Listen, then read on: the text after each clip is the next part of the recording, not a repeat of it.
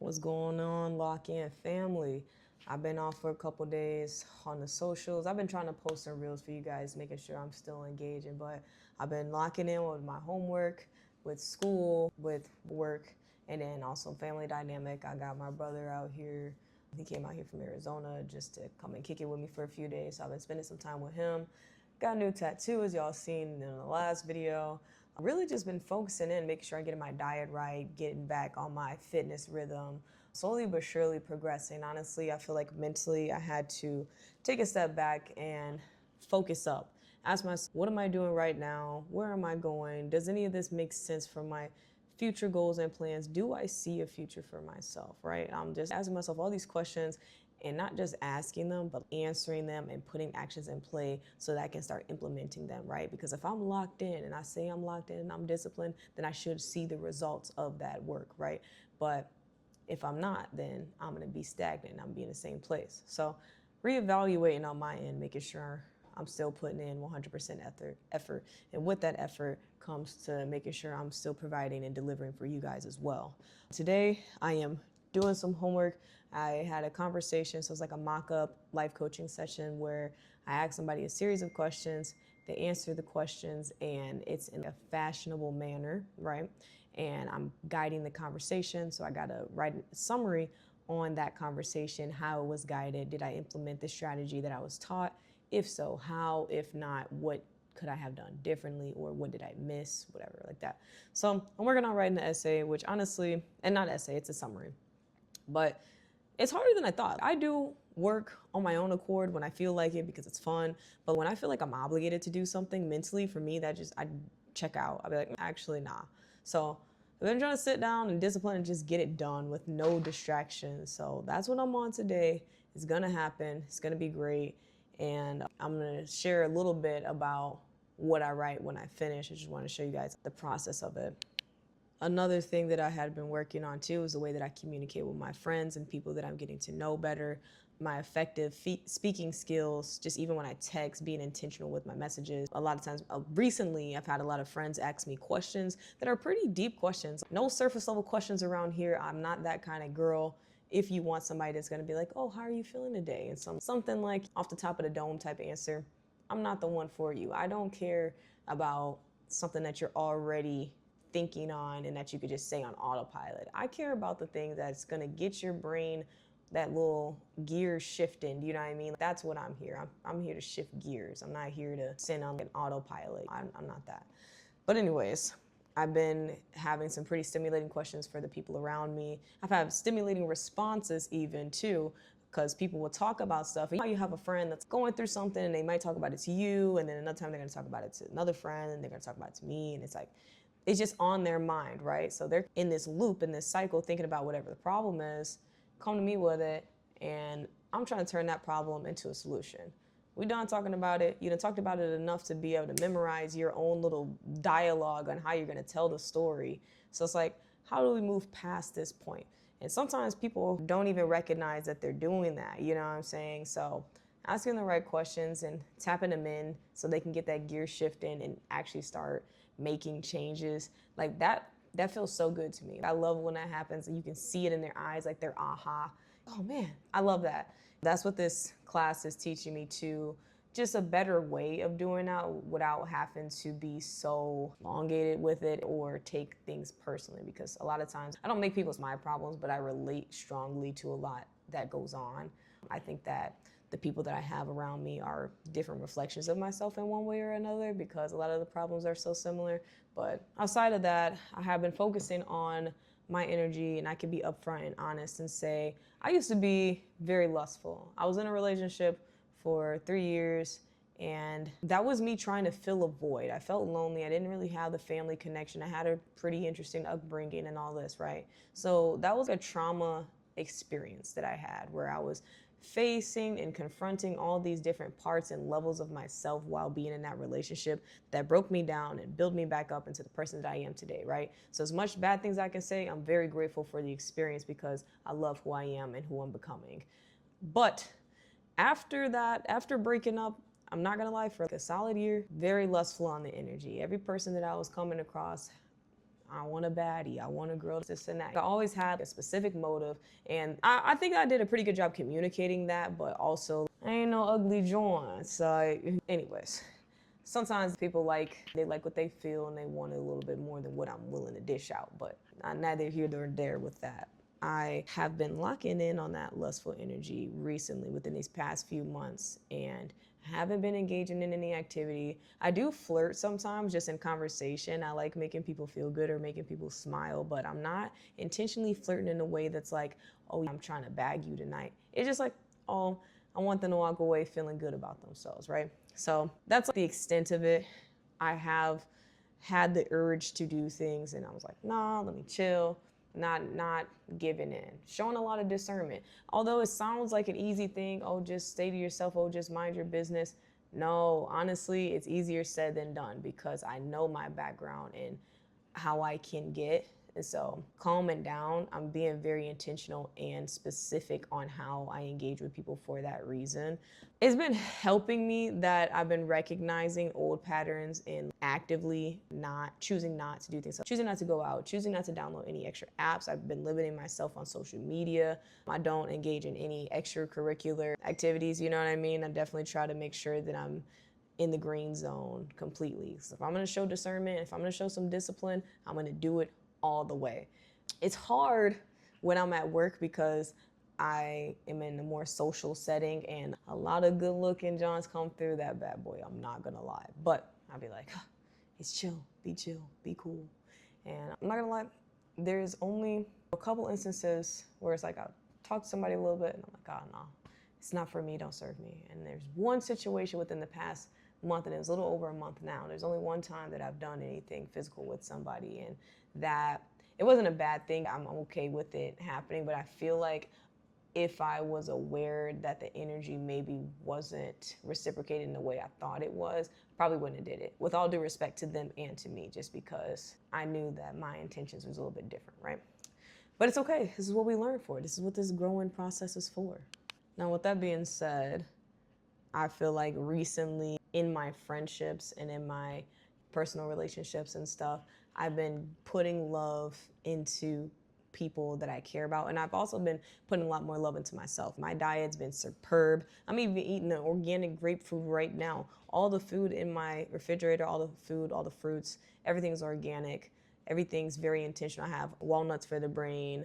I got pumpkin seeds for the omega-3s. I've been eating chicken, rice, getting yogurt in, my probiotics. I've been so specific and intentional with the push-ups. I went on a 14-mile bike ride today. I'm really pouring into myself in ways that speak to me, loving myself so that I know that when I do and come across something that might be for me, another person, that I know that it's coming from a place of genuine energy and I'm not looking at them like, oh man, I need to fill a void or I'm just horny or I'm this or that, right? I can actually have a little bit more of a clear lens when I see them.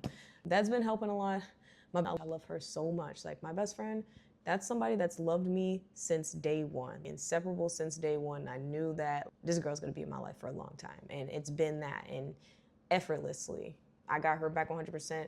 Vice versa, she got my back 100%. I know that our relationship will never fail. And it excites me because it lets me know that same love and energy that I'm craving is out there and it's available, right? And I don't have to convince anybody to do it. I don't have to be so focused and locked in on myself and it'll come one day. It's already present in my life. It's just not in a way that I'm thinking about, but that doesn't mean that it doesn't exist, right? That's what she does for me. She brings me back to earth and say, hey man, everything's good. I'm chilling for real, right? I got to see her today actually on my bike ride too. We were talking for a little bit. We always catch up. We talk every day and then still when we see each other, we catch up anyways. And it's, I don't know. But my best friend Bruce, that's in Thailand, he's doing good. He motivates me so much as well. When I see him getting up and getting on the grind and moving, doing this, focusing on his career, right? When I see that, I'm like, man, let me get my ass up. There's no reason why I should be sitting here scrolling, watching TV late or watch my projector or whatever, I need to get up and move my body. I need to do something, right? So that's when I start locking in. Even with my videos, if I feel like I'm slacking, I'll be like, nah, let me lock in, get it done. It's not hard. It's something that I actively want to do, so it should be getting done. He motivates me in so many ways, and I'm very excited for his future and how hard he works. He's been doing amazing, and he deserves everything that's coming to him. I love to see it. Another good friend of mine is Charles.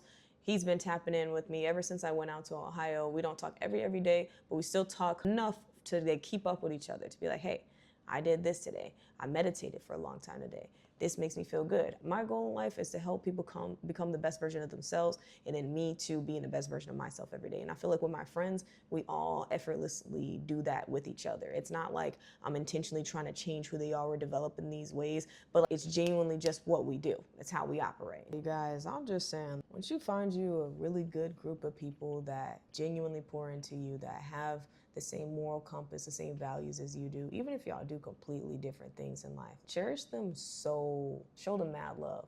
They gonna always show that for you. Anybody that's meant for you, that's meant to be in your life will. Anybody that you pour into should be 100% pouring back into you, not because it's an obligation, but because it's a genuine thing that they're just gonna do, right?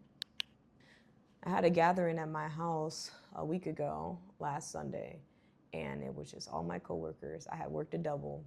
All my coworkers that I got along with very well and that I saw that got along with each other, I invited over. I'm talking over probably 15 people in total. And then also my good friend Terrell, his wife, and then one of our other buddies, E, they came through as well. And everybody just showed up. And by the end of the night, it brought tears to my eyes to see that everybody showed up, no matter a long work week, because a lot of people work more than one job, but just showing up to be there for each other, to be there for me, to enjoy themselves and have a good time. I love to see it. I love to see the sense of togetherness, the community that was built, the laughs and the dancing. Everybody's just having a really good time and able to be themselves, because I think being at work, obviously we're all gonna show face. Everybody's gonna come in happy and smiling. You don't wanna bring your personal problems into a workspace, right? But then when you're not at work and you're able to be yourself and you can express yourself, everybody did that. Everybody came dressed nicely. Everybody came with great energy. They all brought snacks, drinks, food, all types of stuff. And it's like, I was just like, I'm just having a little chill, little kickback. And they still came dressed nicely. Do you know what I mean? That alone, it's so intentional and specific, because when I think about, oh, I'm just gonna go chill at my friend's place, you might wear a little bit of whatever. You're not gonna think too hard. I'm talking like everybody was done on. Oh, wow, that's brilliant. You guys really came out. You showed up for me. You showed up for each other. You want to be here. Nobody canceled. Everybody showed up. I was like, wow, that's awesome. I personally haven't had a great chance to experience that to the maximum capacity before. So I really enjoyed the fact that people show up that way. I'm not gonna lie, every year for my birthday, I have had functions where I'll have hotel parties and I'll do this and that with all these different friend groups that I have. And some people come, some people don't, but always just to bring people together. But to see that happen with a group of people that I haven't really known as long, and just to see how everybody was with each other and with me. I'm talking like, oh, do you need me to do anything? Do you need me to do your dishes? And I'm like, no, you guys, this is a party, we're chill. Everybody enjoy themselves, but just was effortlessly wanting to pour into me. That felt amazing.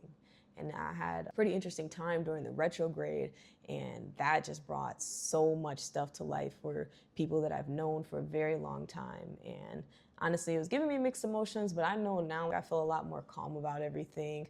I've come to my senses and talked through the process and came up with the conclusion that, like I said, I'm paying attention to who's pouring into me effortlessly, without me asking, without me saying something first. If I see that you're moving in how you want to move and you're expecting things of me and you're not reciprocating that energy, you're already cut off. And I don't have to tell you that. I just know how I'm gonna move. Vice versa. If I see, even on my end, there was somebody who I had talked to for a couple of months. And although I definitely appreciated their time and their energy, they were great, I knew that their energy did not align with me. And I did some messed up stuff. I blocked them without saying anything. That's completely on me, right? And they had hit me up again recently. We had talked about everything. We made amends. We're very cordial now, right? But then they tried to hit me up again. I was like, hey, I miss having my friend. Now, although we're cordial, to me, I know that the energy didn't align. I didn't forget why we stopped talking, right? And I'm like, also, I didn't treat you right. I didn't treat you how you needed to be treated and how you deserve to be treated from somebody that genuinely cares about you. And I know that I'm probably still not feeling that way towards you in a genuine way. interaction that we have would be very specific and intentional for me to sit there and engage with you. And I don't want to feel that way. And I don't want to feel like you deserve that, because you don't. You deserve somebody to be just as excited to talk to you as you are to them, right? So it's like, hey, I don't think that we need to talk every day. I'm sorry about whatever you're going through, but I'm going to put it right there, because I don't even believe that I should be giving nobody half treatment, less than what they deserve, right? I'm not going to allow that on any board, all across the board. It's always going to be the same. You know what I mean? Ooh, she's juicy. Get into it. That's nice. Look at that juice. You want some? Ah, that's so good. Now let's switch gears up a little bit. Now I know I was telling you guys about conversation leading with this life coaching experience that I've had thus far, and that's been very brilliant.